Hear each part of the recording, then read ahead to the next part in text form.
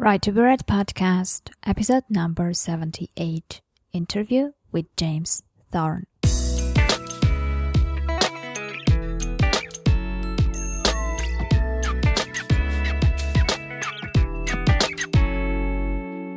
Are you struggling trying to figure out how to sell copies of your book, especially the first 100 copies?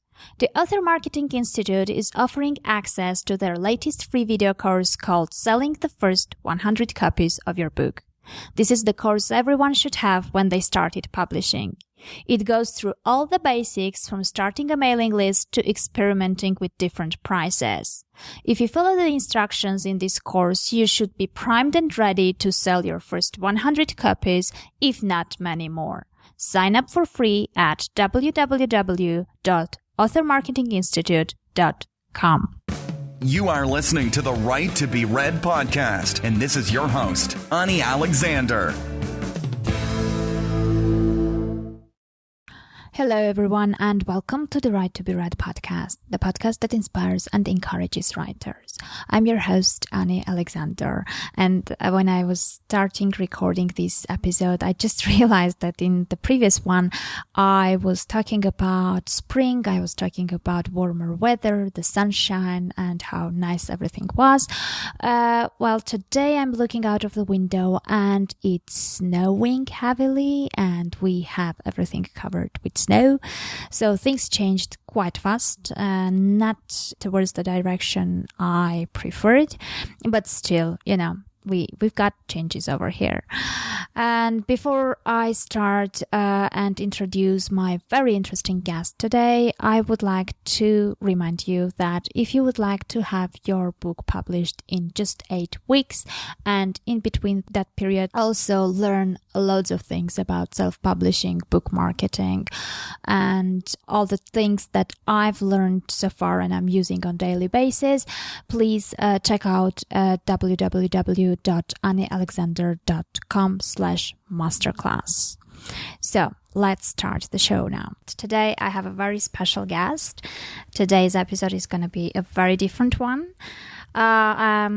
We're having James Thorne over here, and James is someone who believes that reading dark fiction can be healing.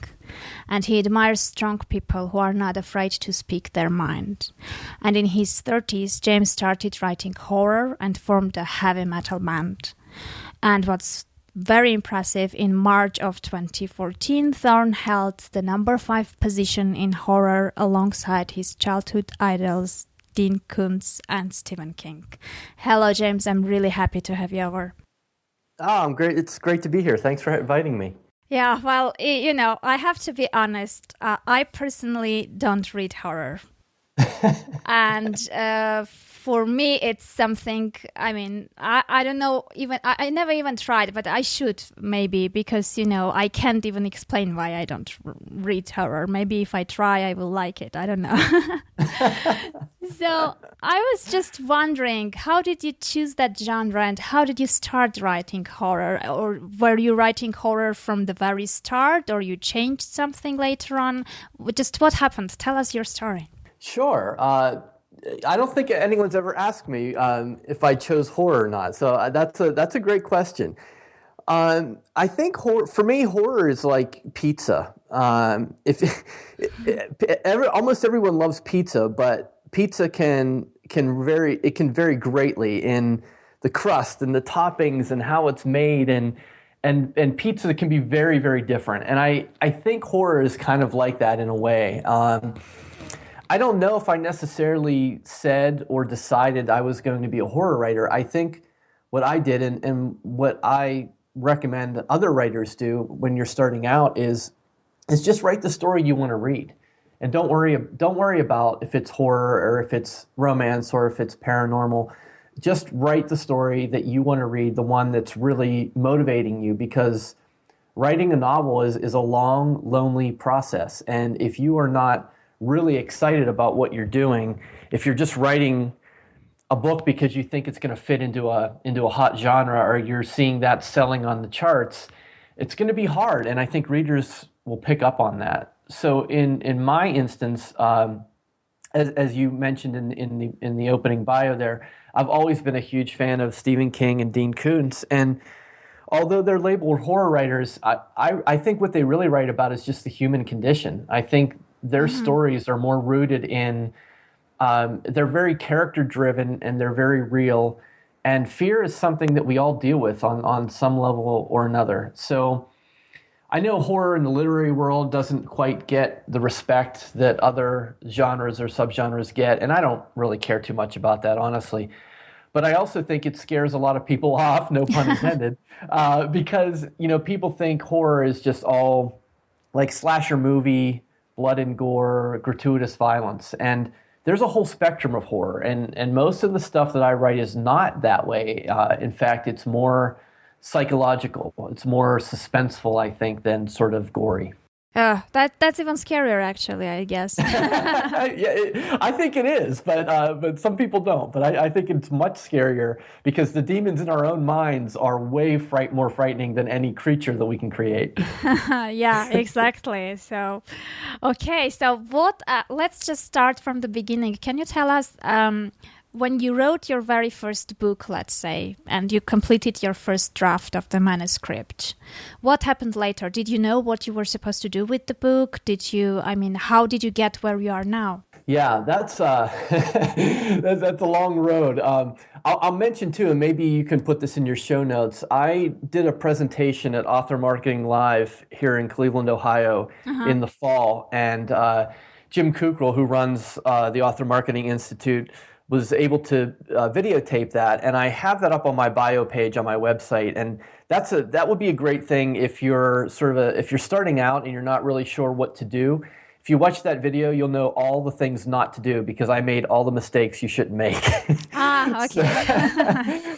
But basically, what I did is I was reading I would say in the mid 2000s, say from 2005 to 2008, I was really into epic fantasy, high fantasy, stuff like Tolkien and George R.R. Martin. And as a reader, you get into these sort of phases where you just read something and you're really into it. And I was really into fantasy at that time. And for some reason, I decided that I wanted to write one. I thought, wow, wouldn't that be fun? Like if I'm really enjoying this as a reader, what if I could write the exact story I wanted to read? And that's how I got started. And the first thing I did is I went and I picked up Stephen King's On Writing, and I sort of used that book as my guide. I read it from cover to cover. I took notes. I basically just followed his process to get me through, the first draft. And when I was done with the first draft, at that time, this was probably 2008 or 2009, so the Kindle revolution hadn't begun yet, and at that time, really your only options were to query agents. So when I finished that first manuscript, and in fact, that's what Stephen King had recommended in his book, because that's what the case was at that time as well. I just started querying agents, and I started sending letters out, and I kept them for a while. I received dozens and dozens of rejection letters. As most writers do. And yeah, even Stephen King mentions in his book that he also received loads of rejections himself. If you can't take criticism or if you can't accept rejection, writing is not the business for you. If you are hypersensitive, if you are really emotionally attached to your art, so much so that you can't strive to make it better or want to become better, you're in for a long, long road, and not everyone's cut out for that. I mean, when you publish and you have your work on a platform and people start to review it, you better be ready. Yeah. Because even the best books are going to get really harsh criticism, and if you can't take that, and if that bothers you, this is definitely not the business for you. But anyways, so I think the tipping point for me is when I stopped receiving rejection letters. So as I was receiving rejection letters, I thought like I was making progress. I'm like, okay, sooner or later, I'm gonna get an acceptance. But then what started to happen, and I think this is because agents were just becoming overwhelmed with queries, is I stopped getting any response at all. So I would send out letters and emails, and I would get nothing. And that was the point where I said, okay, if if I really want to get this thing published, then I'm going to have to do it myself. And that was really about the time when the Kindle revolution started. Okay, so you published it on Amazon. I did, and this this is well documented in the video that I mentioned. I made serious mistakes in that process. The biggest one is I didn't have it edited. So I had the same one. Yeah. Yeah. I didn't know any better, and I thought, well, I'm a writer. I understand grammar and punctuation. I can edit my own work, and I fundamentally don't believe that's true. I know there are some writers, for example, Dean Koontz, who he obsesses on the page. He doesn't move on from a page until he has it absolutely perfect. I don't think most writers produce that way. I don't think that's a long-term sustainable way to write. I think you kind of have to write in stages, and especially before it gets published, you have to have an editor. And whether or not Dean Koontz wrote that way or not, or does write that way, he probably has a whole team of editors at his publishing house that goes over his manuscript before he publishes it. So I made a major mistake. I put it up too early. I was crucified on the reviews. It's a whole long, drawn-out drama, but I basically figured out what to do by failing over and over and over again. Okay, I see. Okay, so we will. I will put the link in the show notes, and people will watch the video and find out all the mistakes that you've made. Hopefully they can learn from that. So let's then, look from the other angle and see what did you do that actually worked well and kind of made you get closer to where you are now. Yeah, I think that. I'm a very stubborn person, and I don't give up easily, and my wife would probably attest to that. But in a way, I think that's sort of the intangible quality that I think writers have to have. It really isn't so much about talent. I mean, I think talent is very overrated. I think perseverance is probably essential to becoming a writer. You have to write no matter what. You have to write when you don't feel like writing. You have to write when what you think you're writing is garbage. You have to write when people tell you what you're writing is garbage. You just have to keep writing, and you have to keep growing, and you have to persevere. I think if you give up easily, you're not going to be a successful writer, because there are way more rejections than there are rewards in this business. Yeah, absolutely. And especially in the beginning. So, yes. Later on, further down the road, maybe it's easier. But, in the very beginning, it's quite tough. Yeah, exactly. Not giving up is the most difficult, but, the most necessary thing that you're supposed to do. And when I was doing a small research about you, I came up to the fact that when you started writing and when you set up your heavy metal band, your family kind of rolled their eyes and they were not extremely supportive about that. So they thought it's just a stage that will pass. So I think that many of us will relate to the fact that, the people around us don't really understand or support you emotionally during the beginning stage. So how did you deal with that? I mean, how did you feel and how did you overcome that challenge, let's say? Yeah, it's not easy. And I don't know if I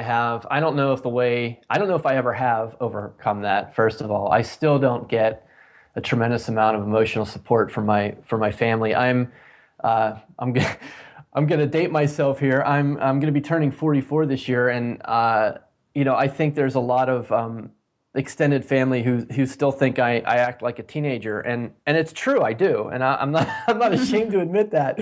But I think it's because I'm not afraid to chase my dream, and I think that we get conditioned the older we get to sort of play it safe, to be a family man, whatever that means, or to be a good mom or whatever, and that somehow prevents you from chasing your dream. And I just never believed that. And so I think for me, it's just a matter of being polite and understanding that they don't understand. They're not doing it because they don't love me. or because they want me to fail. They just don't understand. And so I try and be gracious with them, and even my immediate family, I just don't I don't push it on them. If they ask me about my craft or they ask me about sales, I'll mention it, but I don't ask them to read my stuff. I don't ask them to review my books. I just kind of let them be, and I figure at some point they may or may not embrace it, and that's okay. And the other piece of this equation is I have 2 kids, and they're like 9 and 12. And so when I kind of started this, they were a little bit younger, but even now I want them to see, I want to be a model for them and show them that you should chase what you're passionate about in life, no matter what anyone else thinks about it. And it's not always easy. And you can say it, but I don't think it's as powerful as a parent unless you can show it. And so I guess that's sort of how I get through that. I don't take it personally, and I want to make sure I'm a good role model for my kids and showing them that there's value in art, and that that they should chase what they want, and it shouldn't matter what other people think about it. Yeah. And so how are you keeping the balance between being the family man and, the crazy art person? Yeah, it's not easy, but I think you have to have some boundaries, and I know this is hard as a parent, and with a family and a full-time job, and I have all that. I work for myself, but I do have a day job, so I have to work my writing into the either the morning or the evening or the weekends or the times that I have available. Writing, I don't make my entire living on writing. It supplements it, but I'm not a full-time, quote-unquote, full-time writer. And what I've done, and I think it's something, it's not a conversation you have once, but I have explained to my wife and my kids that when I'm in my office, my home office, and the door is shut, I'm working. And unless the house is on fire, they're not to disturb me the same way as if I were at an office place. They wouldn't drive there and ask me to get them a glass of milk, right? They would, that's not something they would do. And so it's been hard. And sometimes my kids have come into my workroom when I'm working, and they have something that's important but not urgent, and I have to turn them away. And it hurts as a parent, but that's kind of, I have to draw those boundaries. And I think now they accept that, and now they know. But when you're starting out, it's really important. And the boundaries can be physical, they can be abstract.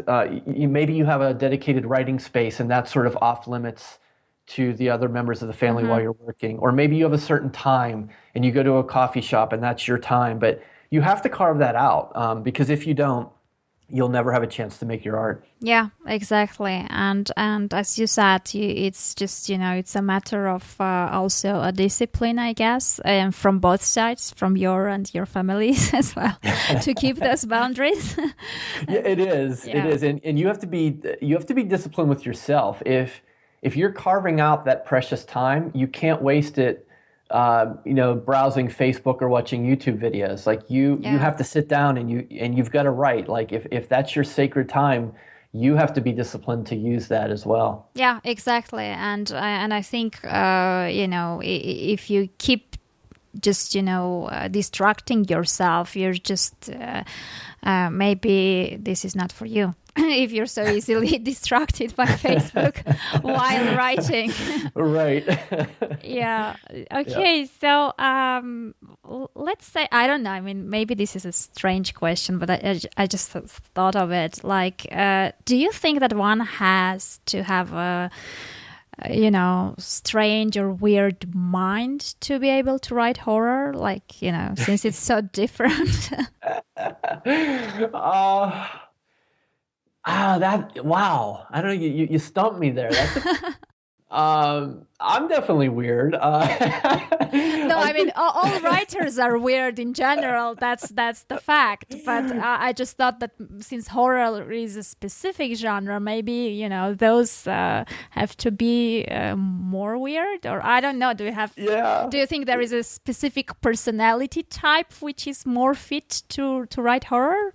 Probably. I think that's probably true of any genre fiction. I think if you're a romance writer, you probably have a certain mindset that other writers don't. And if you write historical fiction, you probably have a mindset that other genre fiction writers don't have. So I don't think it's better or worse, and I don't think there's a judgment, but you're right. I think you probably have to see things in a slightly different way.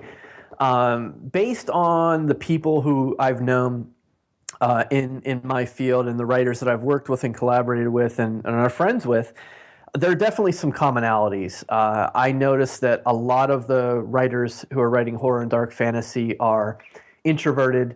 They are very sensitive. When I mean sensitive, I mean they really focus on every word that's both spoken and written. They try and read between the lines a lot. I think there's a lot of, and for better or worse, I think there's a lot of anxiety and depression amongst horror writers. That may manifest itself in things like alcohol and drug abuse or just generalized anxiety. I think I've seen a lot of that, and it not varying degrees, and I have some of that myself. But I think that's probably where that well of creativity comes from if you're writing horror. I think if you're tapping into sort of those internalized fears and anxieties that you have as a person, and you're getting those out on the page, and I find that therapeutic. Like, that helps, and I think that's probably true for a lot of other horror writers as well. Okay, so you find it healing, and it kind of eases your anxiety and depression while you're writing.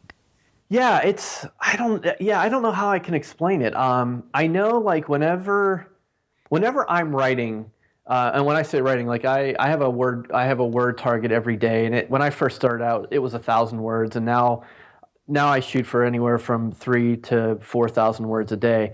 And I say you should write every day, and I don't, and I should. But on the days I don't write, I feel off. Some people have that feeling, like if they go to the gym and they work out, and they don't work out a day, they feel off. Yeah. So I don't know. Like, I guess that's sort of healing, and I can't get.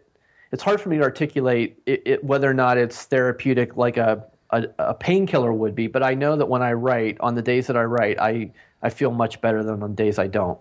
Okay, so, and when you're writing, do you have any ideal reader in your mind? Or, I mean, how are you writing, first of all, for yourself and then only for the reader? Or you have the reader in your mind and you're kind of writing to that reader? I know a lot of writers do have an ideal reader, and it may even be a real person. It might be like a spouse or a best friend or something like that. I think for me, I'm trying to write the story that I would want to read, and I was way off. Early on, I thought my ideal reader was me. I thought it was like middle-aged men who loved heavy metal and rode motorcycles and drank beer and chased women, and what I found is that the overwhelming majority of my audience are women, and they're older women, and so I was way off on who I thought my ideal reader was. So for me, like, I'm not intuitive enough to figure that out, and so writing the story that I wanted is gaining me an audience, and I love that audience, and they're very supportive, and they're fantastic, and I'm very grateful for them, and so for me, I don't feel any need to kind of dig deeper on who's reading my book, as long as I know that there are people who are reading it and enjoying it, and that seems to be the case now. So. Okay, and do you remember, I mean, since you said that horror writers are very sensitive, and I think all writers are, but do you remember, like, the very first harsh review and how it impacted you? I mean, yes, absolutely. When that first book that we mentioned earlier, and spring of the not edited one, yeah. Right, yeah. In spring of 2012, when the beginning of what they called the Kindle Gold Rush, where you could put your book up and it would be downloaded. You put it up for free, it would be downloaded tens of thousands of times. I did that, and in a week I had that book downloaded 30,000 times, and boy, I was just convinced I was the next Stephen King, and I was on top of the world. And then the reviews started coming in, and they were just one-star review after another. They were just piling on, like, this is unedited, it's garbage, it's terrible. And there was a moment where I almost shut everything down, where I almost just walked away because I couldn't handle the criticism. And I think part of me knew it was justified. I knew I made a mistake, and I knew that the writing wasn't as good as it could have been, and it was my first. And I think that's hard for a lot of new writers to get past, as they get emotionally attached to the early stuff because it's so special and it's such an accomplishment. And it is. I'm not demeaning that at all. But you will grow so much as a writer, and I think most writers that I know are almost embarrassed of their early stuff because they've learned so much in the journey. But at that time, I was just stung, and I remember there was a moment where I was sitting at my desk, and I had my finger over the delete button on the title in KDP, and I was about to fold it up and just say, well, you know what, writing's not for me. These people don't appreciate it. I'm just gonna take my ball and go home. I'm gonna delete it and be done with it. And for some reason I didn't, and I'm glad I didn't. But yeah, I vividly remember those, and they sting, and they still sting. I don't comment on reviews on the platforms. I don't respond to them personally because I don't believe an author should do that. I think reviews are for readers, and that's a reader space, and authors should stay out of that. And so I don't ever comment or respond, but I do read them, and I'm human. And when I get a 1-star review, it hurts, and when I get a 5-star review, I'm happy. So yeah. So I guess it hurts. It will hurt, and I think any author who isn't stung by a poor review or criticism is probably not trying hard enough. Yeah, well, yeah, exactly. And it's, it does hurt a lot, and it's very difficult to kind of absorb and, objectively accept that, what you're getting. But at the same time, I don't know, it leads me to the second question. I mean, once I had a really harsh review, such a review that kind of, it made my other readers kind of notice it. It was so harsh. Yeah. So I ended up receiving emails from my fans saying that, you shouldn't believe this, that's not true, and things like that. So you should maybe remember your very first fan mail as well, and how did that kind of, how does it help into moving forward and continuing writing? Yeah, it's a good point you bring up about having that balance. That is really important, and I do cherish the emails that I receive from readers, and I respond personally to everyone. I don't have anyone behind my email address except me. So if you write me and you get a response, it's me, and I've gotten those, and they're so uplifting, and the people who, I mean, you think about what it takes to sit down and either have the courage and or the time to write an artist after you've enjoyed their work and let them know that. I think that's so special and it's so rare, and I'm thrilled, and I don't take that for granted. I think statistically, the number of people who review a book after reading it is about 1%. Mm-hmm. So very, very few people will ever leave a review. So the fact that someone is willing to sort of put their name attached to a comment and send you an email, like, to me, that's just so special. And I keep and respond to all of those. And it's really the reason that I keep going. If you're doing this for money, you will eventually lose interest. It'll become a job, and you'll want to do something else. But to have someone write to me and say, wow, I couldn't put this book down, and I've been thinking about it, and I was just solely immersed in it. I was totally immersed in it, and I didn't really care about, the other worries I have. And I think for me, I'm so thrilled to hear that, because I like my books to be an escape for people. Like when you go to the movies, and for that 2 hours, you're in a dark theater and you're entertained, and you're not thinking about all of your other problems and your worries that you have. You're just enjoying yourself. And I think a good book can do that as well. And so when people tell me that, it motivates me more and wants me to write even better stuff. Mm-hmm. Yeah, I see. Well, let's dig into and give some practical advice in that case. Let's say we have a newbie writer who is publishing his first book on Amazon. And as we discussed, it's very important to have that balance and to have, people who like your book and people who read your books. So when you're starting from very scratch, how and where do you find readers? Yeah, that's. I think that question of discoverability is really relevant whether you're a new writer or whether you're a seasoned writer, because the way the internet and the way the internet is these days, if you don't have something current, you quickly sort of drop below the stream and below people's radar, and you almost have to dig back out again. So, and really, this advice changes on almost a weekly basis. So your listeners who are listening to this now, this may apply now, and it may be completely wrong in 6 months from now. But if I were a brand new writer right now and I was just getting ready to publish my first book, your biggest challenge is not sales.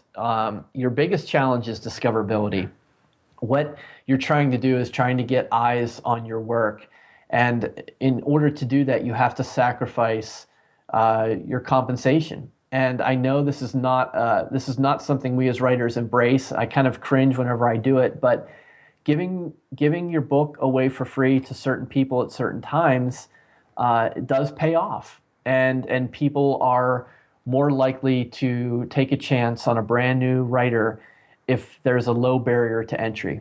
Mm-hmm. So if you're putting your first book out and you're unknown and it's only your first book and no one's ever heard of you and you're charging $5.99 for the Kindle version, you're just probably not going to sell many books. And because you're not selling books, you're not getting eyes on your work.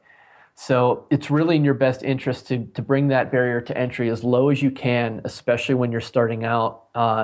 So KDP Select is a great tool. It's a tactic. It's not a long-term strategy, but if you get your first book in there and in the KDP Select, and if you're not familiar with how that works, that means you're exclusive to selling on Amazon, and in return for being exclusive, they give you 5 days out of 90 where you can make your book free. Mm-hmm. So for a new writer, and it's only a 90-day contract, so you can opt out of KDP Select after 90 days.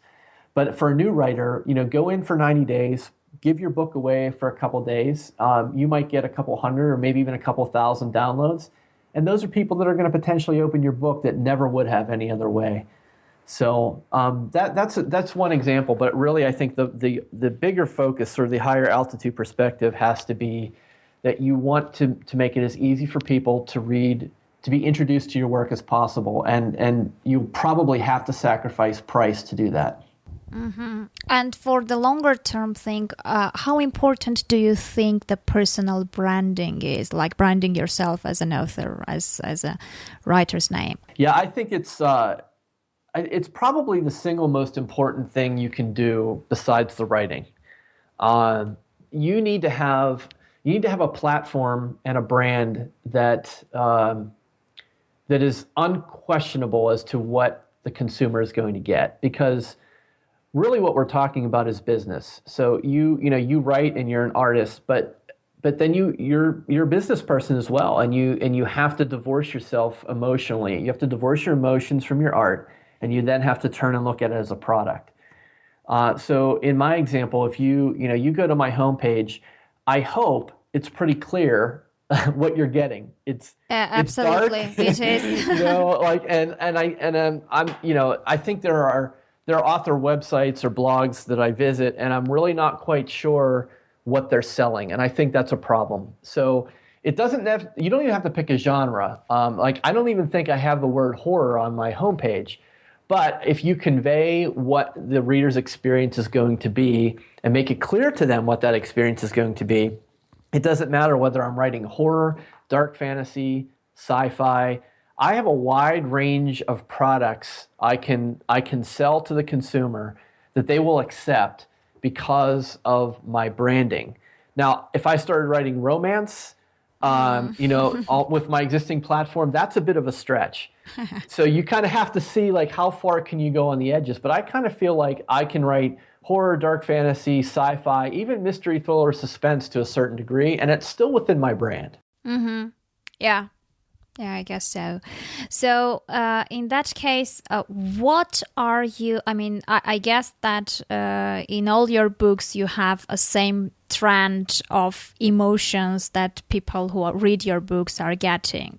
So apart from the psychological fear, what else do they get? That's a great question. And this is something it's something that evolved and something that I developed, but not something I plan to do. And I wish I could describe how a writer could arrive at this, but I only did it by writing, so I don't really know any other way. But what I started to realize as I was into my fourth and fifth novel, maybe even later, maybe it was the sixth novel, and I looked back at my work, and what I started to see was a theme develop. And I think this is really important, especially for people who don't normally read horror, because horror without some type of hope is really depressing. Mm-hmm. If it's just horror for the sake of the violence or for the sake of sadness, it's hard. I think it's hard for people to sustain that. And what I noticed when I look back at my work is that I had these elements of horror and I had these really dark moments, but I also had these threads of redemption that started to show up in my books. And so I think for me, that's what the reader gets beyond the fear and the anxiety and the horror and the fantasy is the theme of redemption runs through everything I write. And it varies from book to book, but in every book, there's an opportunity, there's a sliver of hope. And as someone who writes really dark stuff, I feel like that's important to have in there. Otherwise, it's hard for people to be entertained by it. Okay, so you always have a light at the end of the tunnel. It might not be a bright light, but yes, there's usually some sort of light or halo of some kind at the end. Yeah. Okay, that's great because it's sometimes people have such hard lives that if they end up being embraced by all this horror in the books itself, it might be too much at some point. Yeah, and it's mostly through the characters' development and the character arc, and I think that's where people identify with certain characters of books, and I have books where most of the characters are awful, and I know that's not conventional, and I know some readers really want a character to root for, and I try, but in some of the books there just aren't. But I think that in the big story, like for example, I have a trilogy called the Hidden Evil trilogy, and then the first book, Preda's Realm, it's really dark. And all the characters are pretty nasty people. But by the end of the trilogy, characters emerge with a thread of redemption, and they're moving towards something. So if you would judge that trilogy just on the first book, you would say, "Oh, this is awful. I have no character to root for." But if you stick with it, those characters emerge over a longer thread. So it's there, and I don't always do the best job at it, but I do try and make sure that each character is working towards something that will at least bring a little bit of light into the story. So how much is the character dictating on where to go while you are writing? The character, really the character is king. And I received some really harsh criticism from another writer early on. And this was for my Portal Arcane book reversion. I asked a writer to beta read it for me. And she came back and she said, "This is terrible." She said, she's like, the writing is good, the mechanics are fine, but she said, your character's motivations are not clear, and I don't know why they're there, and I don't know what they're doing or why they're doing it." And that was really sort of a pivotal moment for me, and I realized that I have to be very intentional with the characters and what they want to do and why they're doing it. And I'm not a plotter. I don't outline extensively. I sort of have a general direction of where I want to go, and then I write towards that. But I let the characters sort of develop on their own. And I do that because I don't want the characters to be really two-dimensional. Mm-hmm. If they're strictly villains or they're strictly good guys, that's kind of boring. And if I would plot it out, that's how it would end up.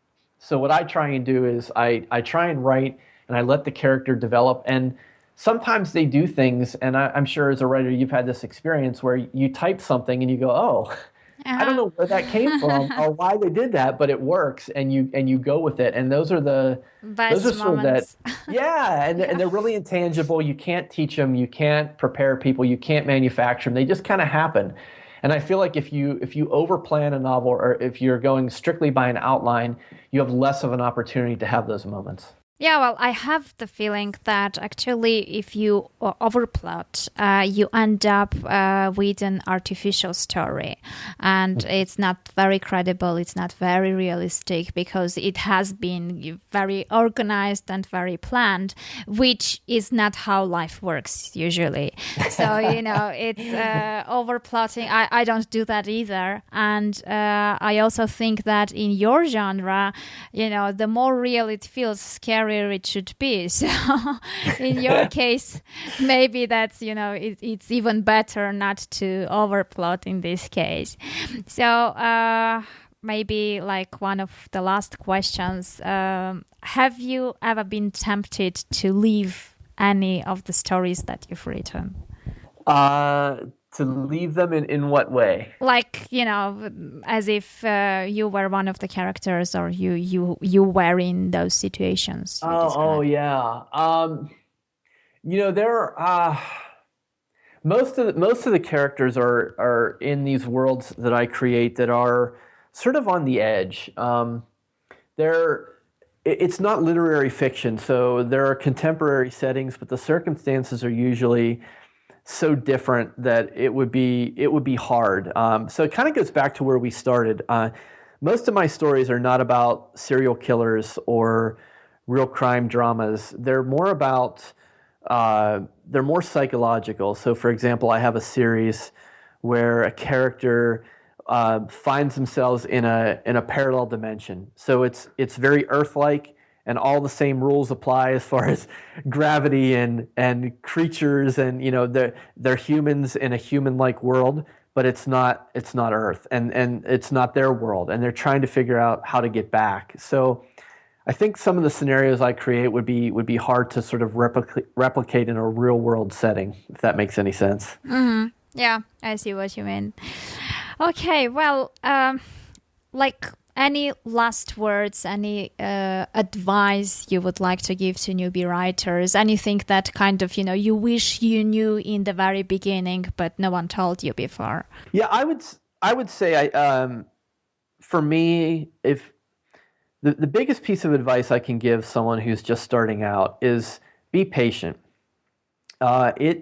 It takes time for you to develop your voice as a writer. It takes time to understand how to unfold a story over 50 or 60 or 90,000 words. And I'm still doing that. Like I'm not saying like, oh yeah, you're going to get to a point where you get it all. Like every novel I write, I'm pushing to be a better writer. I'm trying things. I'm learning the craft. And that's not going to happen in one book. And you're not going to necessarily become rich by publishing one book. I mean, the overnight success story, it happens, but it doesn't happen to very many people. And usually when you peel back the story a little bit, the overnight success is typically not overnight. It's usually someone who was in obscurity for a long time. Exactly. And then had success, and that's different. So I would say, just be patient. You're going to doubt yourself. You're going to have moments where you want to quit. You're going to have people tell you should quit. And if you listen to all that, then you will quit and you won't write. So I would say just persevere, be patient. And at a certain point, if writing's for you, you'll know it. And if it's not, you'll know it. But that should come from inside, and that should come from your own sort of judgment and not based on what other people are telling you. Yeah, great advice. Well, thank you very much for coming over. I wish you lots of success with your upcoming books, and I hope that you won't lose the teenage spirit. Well, thanks. I don't plan on it. Thanks for having me. I had a really good time. Thank you. Well, that was it for today. As you have most probably noticed from the laughs we had in there, I truly enjoyed the interview. You can get all the show notes, including the link to the video about which James mentioned in his interview at www.anniealexander.com/78. As always, please subscribe to the podcast, leave a review to help the podcast grow and succeed so we can inspire and encourage more people. Take care as always, keep writing, don't give up, and I'll meet you in the next episode.